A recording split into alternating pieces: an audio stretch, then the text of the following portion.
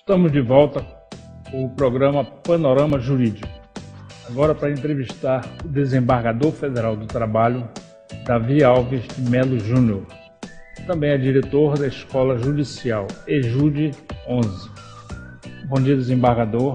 Bom dia. Muito obrigado por ter aceito o nosso convite. E gostaríamos de saber, eu sou na sua atividade laboral, qual tem sido a grande demanda aqui na cidade de Manaus das questões trabalhistas nos dias de hoje? Hoje em dia, a demanda que mais tem atendido as nossas atenções, tem merecido nossas atenções, diz respeito aos danos morais. Danos morais, danos materiais, danos estéticos, decorrentes de acidente de trabalho, doenças profissionais e também assédio moral. Aparece igualmente o assédio sexual. Existem outras demandas. Houve época que a demanda principal e mais forte era a hora extra. Esta demanda continua forte na área dos rodoviários. Até mesmo os bancários estão mudando de foco, já não pedem tanto horas extras. Atualmente, repito, a grande demanda é em torno dos danos morais. Perfeito. Desembargador, aqui no Polo Industrial de Manaus, como é que o senhor tem observado? Existe um adoecimento por parte do trabalhador quando passa muito tempo na indústria? Assim, muitas vezes sai sequelado com uma doença ocupacional. Esse índice é muito grande, acontece muito lá no Tribunal do Trabalho. O adoecimento laboral na cidade de Manaus é um fato. No polo industrial da nossa cidade é uma realidade. Normalmente, a grande maioria das atividades do mundo moderno, elas tendem a comprometer o nosso organismo. Algumas vezes, elas dão origem a uma doença. Outras vezes, apenas desencadeiam. Você já tem uma propensão a adoecer e a atividade desenvolvida faz com que... Seria uma concausa, né? Isso, uma concausa. Por que isso acontece? Porque as atividades, elas demandam muito atos repetitivos, repetições. Você fica numa linha de montagem, repetindo sempre os mesmos atos, sempre as mesmas práticas. Mudando um pouco da fábrica para o cotidiano da cidade, que é também uma outra área onde surge muito adoecimento, área dos rodoviários, esse pessoal que trabalha em ônibus. Então, o movimento de passar marcha, frear, dirigir, o calor, o balanço. Muitas vezes você já tem a propensão e desenvolve, por força dessas atividades, problema na coluna, problema no braço, problema nos ombros. É o que aparece demais: coluna, ombro, punho e cotovelos. Desembargador, o senhor poderia dizer mais ou menos como o trabalhador deve fazer quando ele se encontra numa situação dessas? Se é muito fácil de ele chegar na justiça e ganhar uma causa dessa, se isso é muito difícil, como é que funciona na prática essas questões? Chegar na justiça é fácil. Felizmente, a Justiça do Trabalho é uma justiça bem acessível à população por ela assistida. Conseguir sucesso, muitas vezes, não é tão fácil. porque exige-se prova.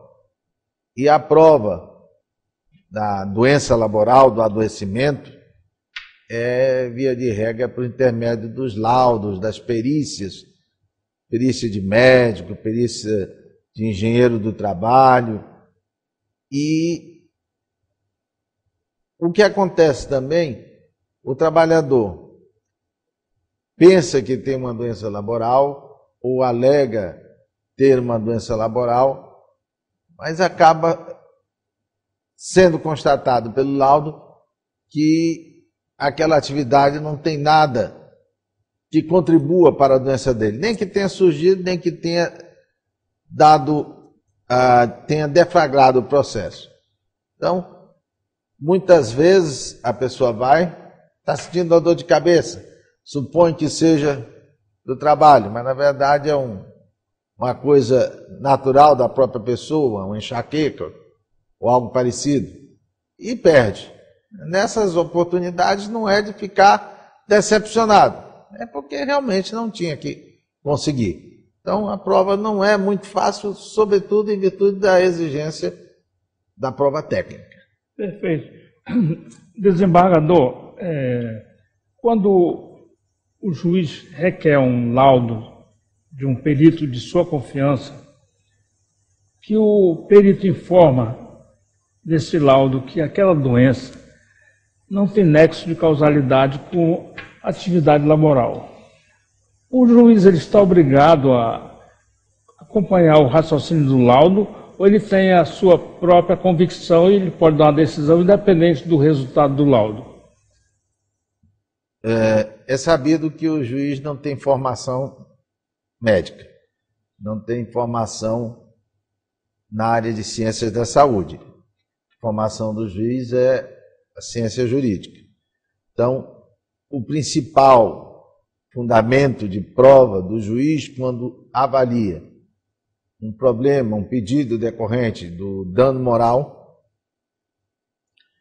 decorrente de acidente de trabalho, moléstia profissional, o principal fundamento de prova dele é o laudo. Mas o processo, ele admite outros tipos de prova. E esses outros tipos de prova podem levar a que ele decida contra o laudo. Vou dar um exemplo concreto. O magistrado se depara com um laudo afirmando que o reclamante ou a reclamante não é portadora de uma moléstia decorrente, causal, decorrente, ou, portanto, com causa no trabalho ou que tenha sido deflagrada pelo trabalho, com causa. Mas o que é que pode ocorrer? Verifica-se que aquela atividade na qual o trabalhador desenvolvia o seu labor é uma atividade catalogada pelo Ministério do Trabalho como uma atividade que pode gerar doenças.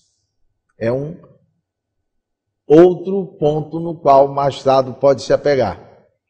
Então, naquela atividade em que ele provavelmente desenvolveria a doença, o magistrado verifica que ele tem bastante tempo naquela atividade, 5 anos, 10 anos. Verifica que antes não havia nenhum histórico de doença, aí pelo 3º, 4º ano de atividade, ele começou a ter um histórico de doenças. Há reconhecimento, por exemplo, da Previdência Social, de que aquela doença decorre do trabalho. Então, esses outros fatores, embora o laudo tenha sido contrário, não significa dizer que o laudo seja parcial, vendido ou coisa parecida, apenas é uma avaliação humana e toda avaliação humana sujeito a erros.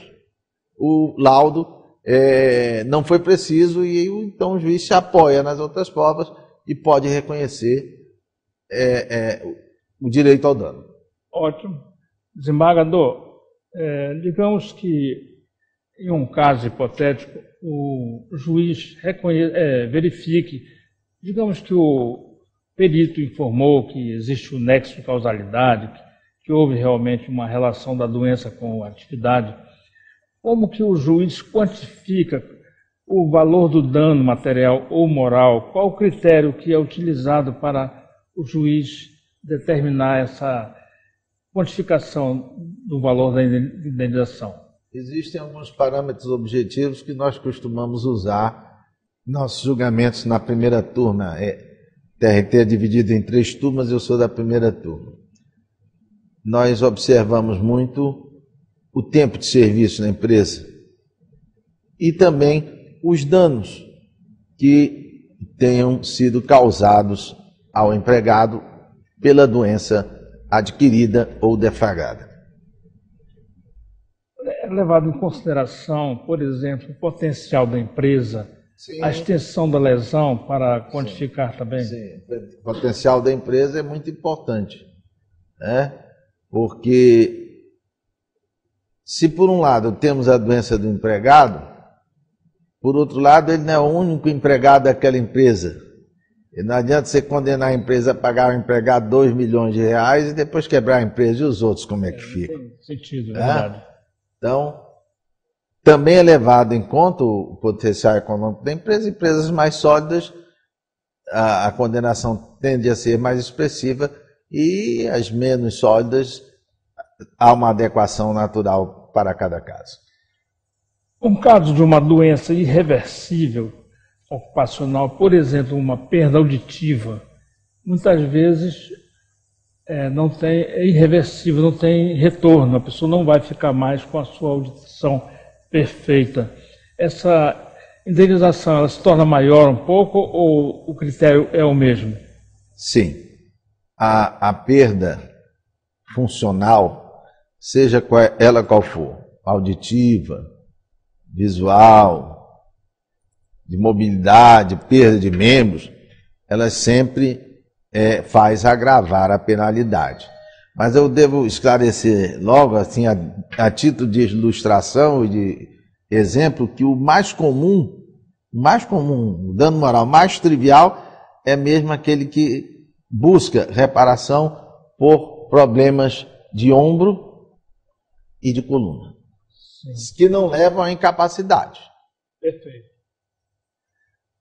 Desembargador, como no início da entrevista só citou o assédio moral, eu gostaria de saber se um trabalhador que sofreu o assédio moral, o que ele deve fazer? Por exemplo, se ele deve pedir sua demissão porque está constrangido no local de trabalho, se ele deve permanecer, qual seria uma atitude correta do trabalhador quando ele está sendo assediado no local de trabalho?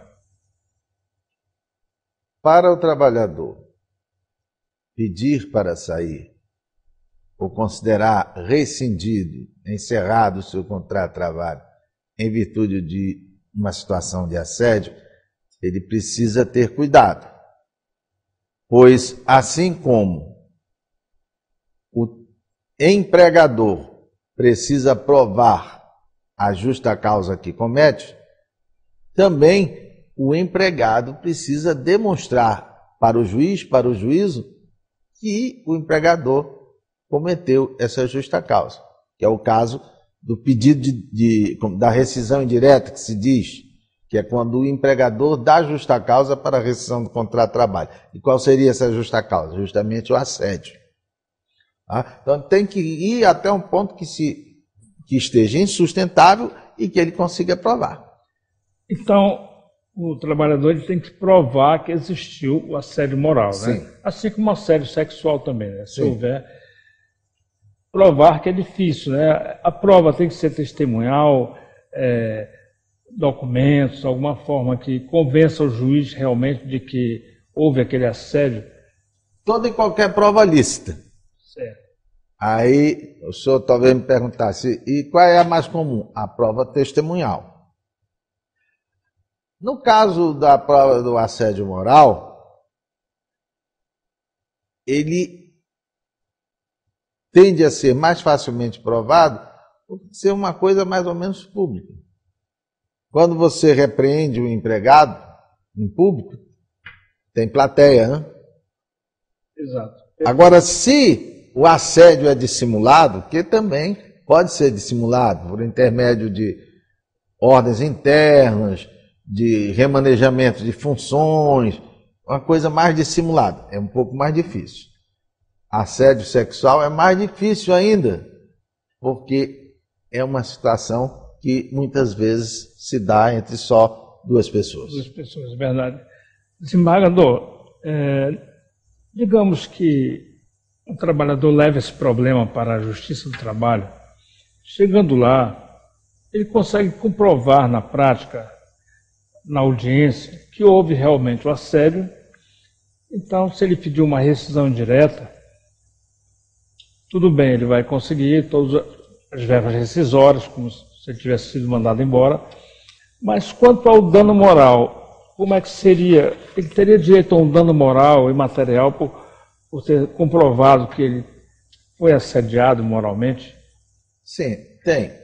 E, novamente, o valor a ser recebido depende da circunstância de cada caso, da gravidade, do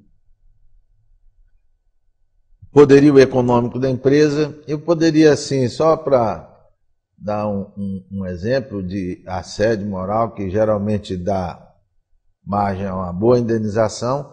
Hoje os empregadores parecem que estão ficando mais tranquilos, mais moderados, mais cuidadosos. É aquela história, o cidadão é supostamente surpreendido numa prática de furto, de roubo, e prende, chama a polícia, faz aquele estardalhaço todo. Não é recomendável. É preciso ter muita calma, muita moderação nessa hora, até porque está ali diante de todos e expondo a honorabilidade do empregado. Que não é porque seja humilde que não tenha esta honorabilidade. É verdade. Desembargador, agradeço muito a sua presença aqui. Nosso tempo esgotou, mas ainda temos um espaço para o senhor fazer as suas considerações finais. Quem sabe alguma coisa que o senhor acha que seja importante acrescentar nessa sua palestra, nós ficaremos gratos. O senhor pode fazer suas considerações finais. Muito obrigado. Agradeço a lembrança do meu nome. Foi muito bom lhe reencontrar. Um grande abraço à sua audiência. Espero ter contribuído aí para o esclarecimento de alguns dados. Muito bom. E como poderia me expressar aqui encerrando, uma palavra de confiança e de carinho a todos os trabalhadores nesse momento tão difícil para o emprego em nossa terra, e que continue contando com a Justiça do Trabalho, que nós, juízes, estamos lá para, na medida do possível, dar um tratamento bem célere à questão de cada um. Muito obrigado mais uma vez, desembargador. Tenha uma ótima semana. Obrigado. Bom, o programa Panorama Jurídico desse sábado fica por aqui. Obrigado a todos pela audiência e também a todos aqueles que participaram através dos telefones, das redes sociais. A todos um ótimo final de semana. Espero contar com a audiência de todos no próximo programa. Até lá.